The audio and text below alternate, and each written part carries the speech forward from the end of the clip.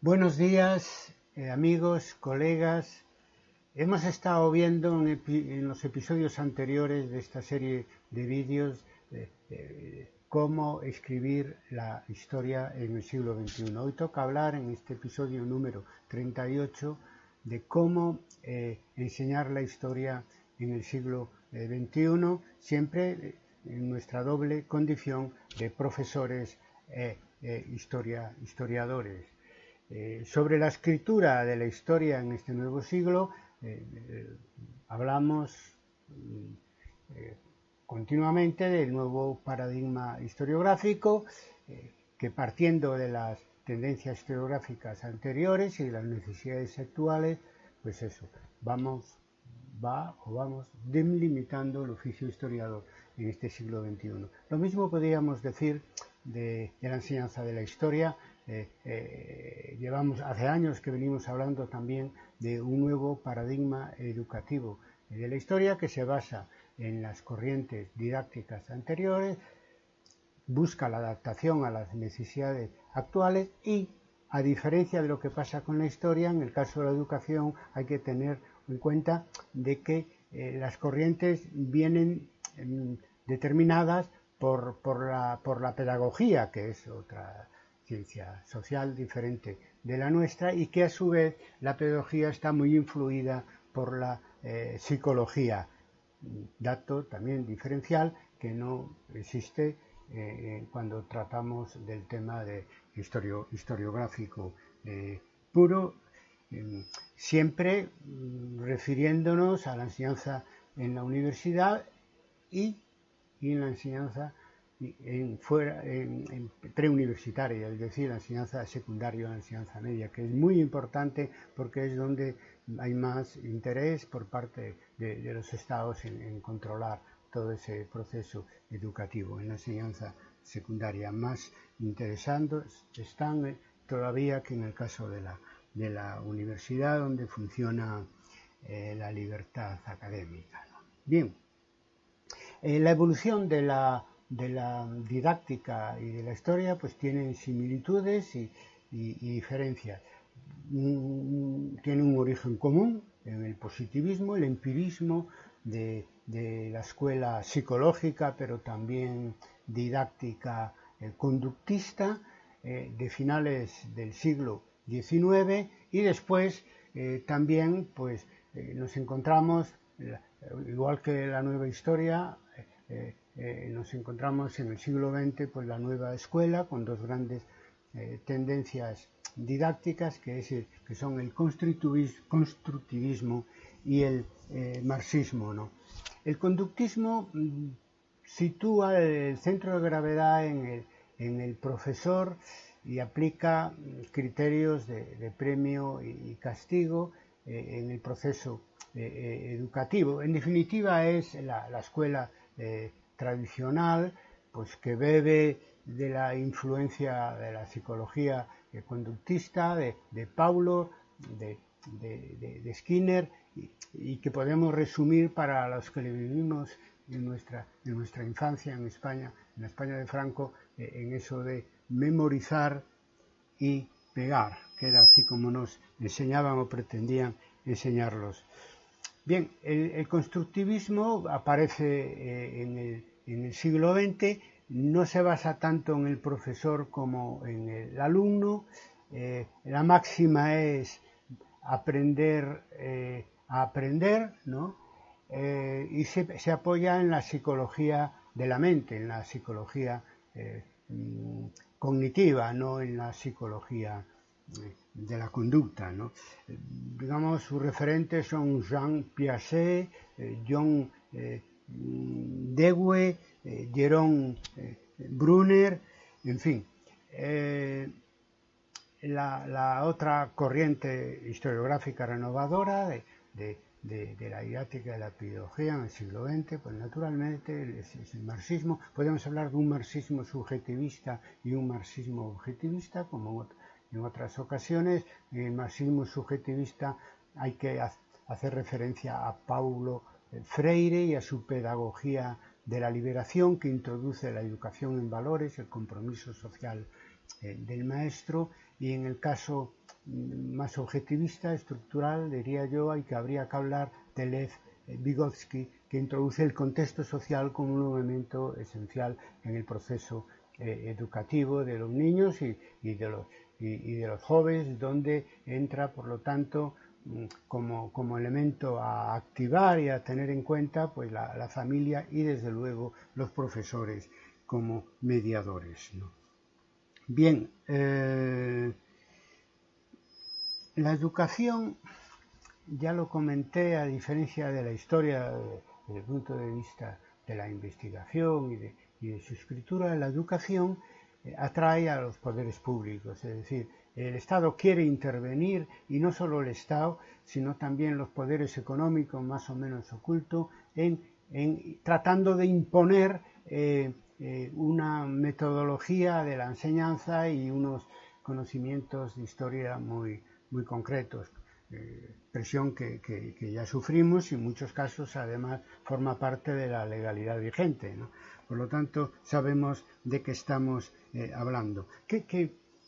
¿Qué supone toda esta intervención pública? Pues bueno, que cuando en el siglo XXI retorna la historia tradicional por la propia crisis de las nuevas escuelas, etcétera, entonces se nos ofrece la idea didáctica de la educación en competencias, ¿no? Que es asumida y de alguna manera impuesta globalmente por la OCDE, con la colaboración de la Unión Europea y de los Estados europeos. En general, definen una didáctica oficial, más o menos obligatoria según los países y las zonas, ¿no? ¿Qué supone esta educación en competencias o qué ha supuesto esta educación en consecuencia? Bueno, en primer lugar, la marginación de la educación en valores.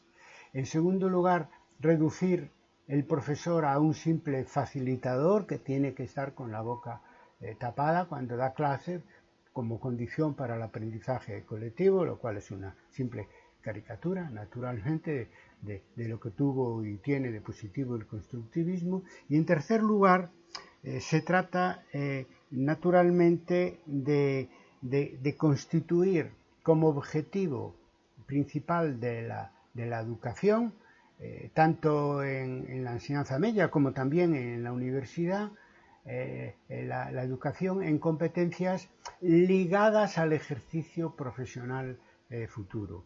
Es decir, se trata de exportar de la enseñanza laboral a la enseñanza secundaria, incluso a la enseñanza universitaria, lo que conocemos como competencias laborales, ¿no? Puede parecer un poco fuerte, pero es el fondo del problema que estamos criticando aquí y tiene que ver paralelamente con esa tendencia a condicionar la universidad en función del servicio que pueda dar al mundo empresarial. Todo esto de la educación en competencias laborales aplicada al conjunto de la enseñanza primaria, media y universitaria fue posible porque vivíamos un momento de pensamiento único neoliberal que hoy ya de alguna manera estamos afortunadamente dejando atrás.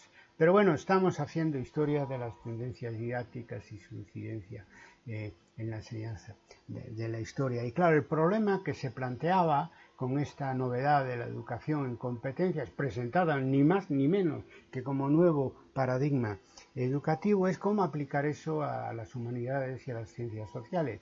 Y ahí, pues, la inteligencia de los colegas que, por ejemplo, están en el proyecto Tuning en la Unión Europea, que le dieron un poco la vuelta a la tortilla, ¿no?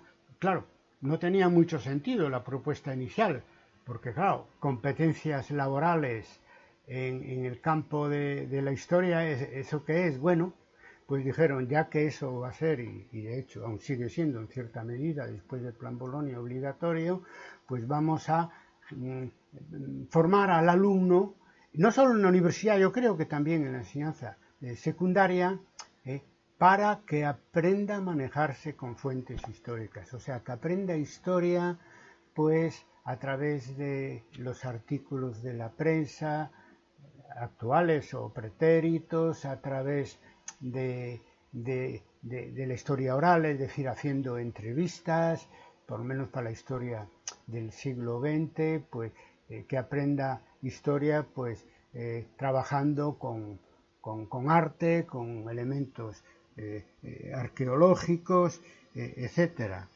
Por lo tanto, en fin, no hay mal que por bien no venga. Algo sacamos de esta imposición de la educación en competencias, como es formar muy tempranamente y de una manera, digamos, elemental a nuestros alumnos en historiografía, es decir, en cómo se escribe la historia, aprendan un poco cómo se escribe la historia. Eso además, si se hace en la enseñanza secundaria, pasará que en la enseñanza universitaria nos vienen mucho más preparados para ser profesores e historiadores críticos, con habilidades no solo para leer, sino también para escribir la historia. Ya dije, no hay mal que por bien no venga. Después del COVID, pues estamos todavía en ese proceso, se están produciendo cambios muy serios, es decir, el neoliberalismo está de capa caída, igual la idea, lo mismo que la idea del mercado como regulador de la vida, los valores universales que desde el inicio de la globalización pues estaban teniendo mucha fuerza, incluso con carácter legal en el derecho internacional, ha recibido después del COVID, está recibiendo un gran impulso para empezar el derecho a la vida y a la salud, y también está recibiendo un gran impulso el Estado social, en fin, dado que la propia pandemia pues ha incrementado enormemente las desigualdades sociales y además el propio proceso de vacunación, como estamos viendo, muy desigual según el país en el que vivas y la clase social a la que pertenezcas. Por lo tanto, todo eso ha dejado un poco atrás ya esa idea neoliberal de dejar que el mercado gobierne nuestra vida, entre otras cosas porque eso produjo la crisis del año 2003 con la consecuencia de una gran recesión, y ahora mismo pues esa norma de políticas públicas no sirve para nada cuando lo que tenemos es la urgencia que genera la gran pandemia de este siglo XXI, que todavía no hemos superado plenamente. Urge en este proceso post-COVID, por lo tanto, reformular el nuevo paradigma de la historia, superando la parte negativa del nuevo paradigma educativo neoliberal, y esta superación, en mi opinión, pasa por 4 puntos importantes. Bueno, sobre esto yo ya he escrito en el año 2007, por lo tanto, todo lo que ha pasado después ha venido a confirmar las propuestas que allí hacíamos en ese trabajo al que haré referencia al final de este episodio. Hablaba de 4 cuestiones nuevas, ¿no?, que yo añadiría, sacadas de ese trabajo mío del año 2007, pero también de las reflexiones generadas por la nueva situación en el mundo y también en el mundo de la política a partir de la pandemia del COVID-19, ¿no? Primero, que para educar a los niños y a los jóvenes, la educación en valores tiene que estar por delante de la educación en competencia. No se trata de sustituir la educación en competencias por la educación en valores, sino de subordinar y reformular la educación en competencias en en función de una educación en valores que pasaría a un primer lugar.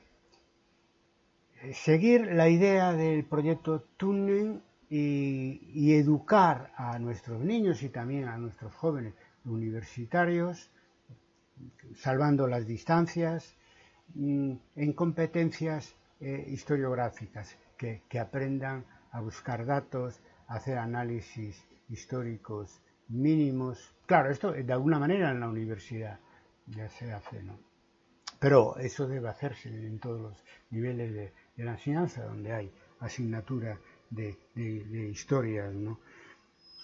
Siempre reduciendo la memorización a un mínimo y sabiendo de que la nueva forma de enseñar en este nuevo siglo debe de estar en relación con la nueva forma de escribir la historia en este siglo. Es decir, que el nuevo paradigma educativo de la historia que proponemos guarda mucha relación desde nuestro punto de vista, o debe guardar mucha relación desde nuestro punto de vista con el nuevo paradigma historiográfico del que venimos hablando en esta larga serie de vídeos sobre qué es la historia. Bueno, en tercer lugar, naturalmente, no negamos que el profesor debe facilitar, digamos, el aprendizaje colectivo y que los alumnos aprendan a aprender, pero también, además de facilitador, el profesor tiene que ser transmisor de valores y de conocimientos. Esto último, que por desconfianza hacia el mundo del profesorado, el paradigma neoliberal de la pedagógico trataba de evitar. El profesor debe seguir jugando un papel central, claro, sin volver a caer en la enseñanza memorística y coactiva que hemos sufrido durante buena parte del siglo pasado, ¿no? Todavía, ¿verdad?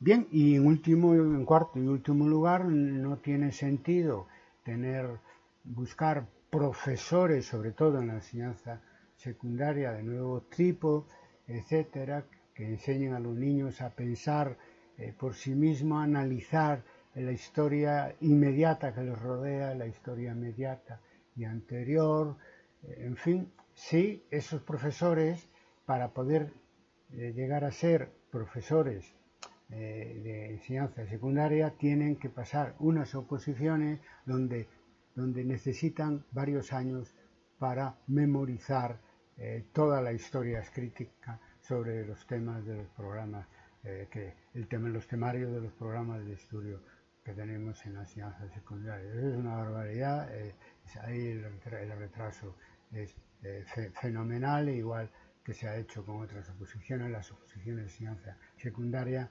deben cambiarse, y mucho más cuando se trata de la historia, y mucho más cuando se trata de enseñar a los alumnos a pensar históricamente desde su más tierna infancia. Nada más, lecturas y audiciones y visualizaciones que propongo, un texto y un vídeo. El texto ya hemos hecho referencia, mi artículo del año 2007, que está republicado en muchos lugares, que se titula Propuestas para un nuevo paradigma de la historia. Propuestas para un nuevo paradigma educativo de la historia. Y después el vídeo, pues una conferencia mía en la Escuela Normal Superior de la Ciudad de México en el año 2011, titulada Didáctica de la Historia, Valores o Competencias, con interrogación. Bien, el próximo episodio será sobre la egohistoria, es decir, la historia de uno mismo, el historiador poniendo en práctica su oficio, pero aplicado a sí mismo y a su propia evolución personal, familiar y social, analizando, claro, obviamente, la incidencia sobre la historia que escribimos y enseñamos. Egohistoria, por lo tanto, sería el episodio 39. La próxima semana lo grabaríamos en principio. Y nada más, nuestro signo es enseñar e investigar. Investigar y enseñar. Sed felices.